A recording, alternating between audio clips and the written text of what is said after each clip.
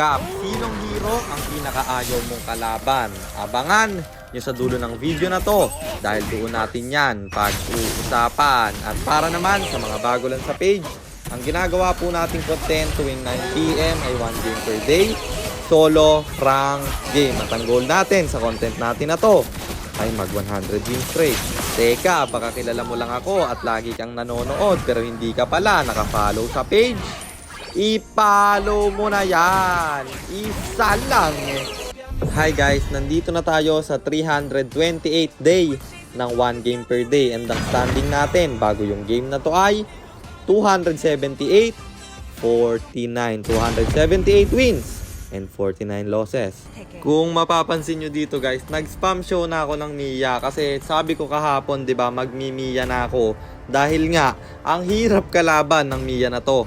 Ang problema, nag-first pick yung S1, hindi niya ako sinwitch, kaya inagaw ng kalaban. At ayaw pang mag-show ng S4 and S5, kaya di ko na alam yung ipipick ko, napa-Roger na lang ako dito. At hindi ko alam na na-nerf pala tong Roger guys. So ayun, nandito na tayo sa pang 328 araw ng isang game kada araw. Digmaan na!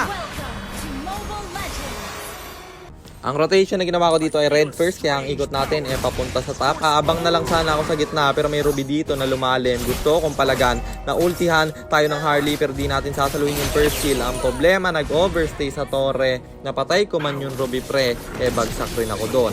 Turtle dito, inabutan ko pa kasi napatay ng alo yung Harley. At libre natin itong makukuha kasi wala silang retreat. May bakbakan sa baba, bagsak yung tatlo kong kampe, nawawala yung Harley at sinamantala ko yung pagkakataon, binurse ko yung turtle. Kahit na namatay yung tatlo namin, may trade naman tayo nakuha.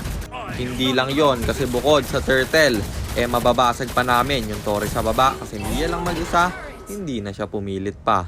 Dito akala ko walang ultimate yung Harley kaya pinilit ko siyang habulin. Ang problema, meron pala. Wala na akong dash para umiwas pa kaya mabibigyan ako doon. At up, ulit yung turtle. Flash na naman yung pinilit nila. Harley na sa gitna pa kaya libre ko ulit itong makukuha. Ang problema, lumalamang na yung mga kalaban kaya gusto ko sanang bumawi. Ruby ang aking punteriya. Siya ay babagsak na. Nakakuha kami ng isa pero patay sa amin ay dalawa. Ang problema, hindi pa pala tapos kasi nag-ultimate yung Mia at yung Harley nag-aabang lang pala. Ako'y nabigyan niya. Damay pati Cyclops at apat kaming namatay doon. 1-3 na ako at hindi magandang pangitain yan kasi jungle ako, dapat ako yung bumubuhat dito sa solo. Dahil sa death na yun ay ako'y nabuhayan kaya agad akong bumawi. Shutdown yung Harley dito. Mia hinahabol pa. Tinamaan ang first kill ko kaya wala na siyang kawala at dalawa yung na-shutdown doon. Sobrang laking gold nun. Nagkamali sila, kaya tuloy-tuloy na yan. Ultimate galing kay Chief, Ruby at Digi pulahan sa loob ng Torreman. Kaya pinasok ko na at pinagkakalmot. Tatlo yung bumagsak sa kanila at up pa yung Lord dito. Wala yung red holder nila pero yung Mia dito nagwala. Napa-winter truncheon ako at nag-out na siya bro. Tsaka ako babalikan yung Lord pagkatapos ko magpa-life steal. Hindi na umabot yung Harley nila pero yung Gord dito gumugusto pa at hindi mo kayang agawan si Kapitan Jer kapag wala kayong retry holder. Dito sobrang solid ng nagawa ko Pinready ko na may tao sa damo. Dinash-inan ko siya. May winter ako. Nag-dash out si tropa at Harley main to. Kaya alam kong babalik ka dyan bro. At patay yung Harley nila. Tinipihan ko pa sa mukha pero yung Ruby dito hindi pa tapos. Kasama niya yung Mia. Mapapahila pero madadodge ko yon. Ang problema, pumakat sa pader yung dash ko. Kung di ako nauntog doon makaka-out pero may bawing gagawin yung kampe. Mia at Ruby ay babagsak din pre. Bagsak rin yung Digi nila. Pwede itong irekta sa baba.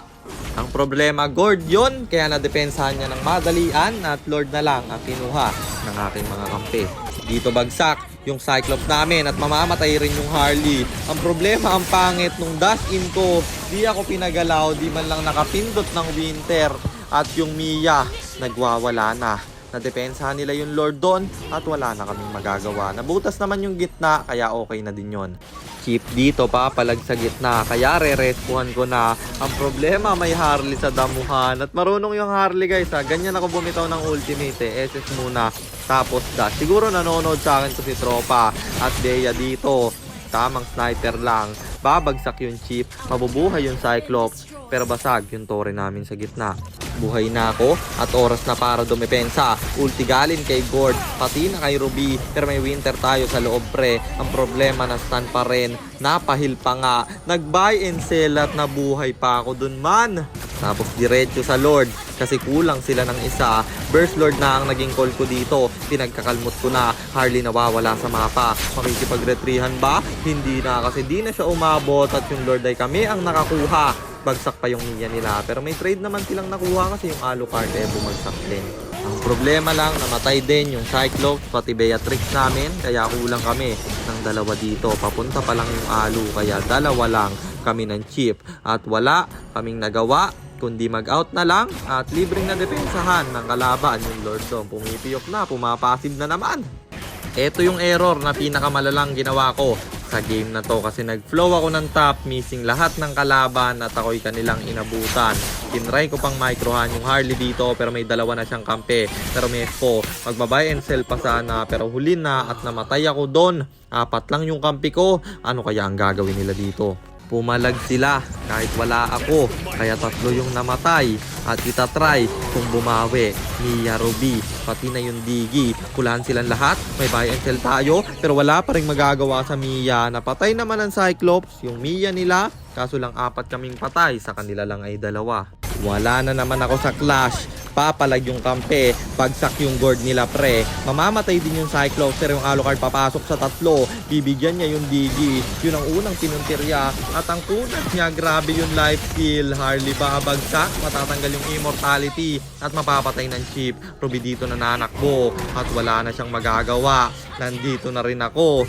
Mia yung natira. At paano na yung gagawin mo tropa? Kasi ikaw na lang mag-isa. Nandyan pa yung Bruce kong chip na pwede kang harapan. Pinasok ko na rin na pa Wind of Nature at may wind rin pala siya. Namatay na naman ako doon. Pati Alu bumagsak rin. Buti na lang yung Beatrix.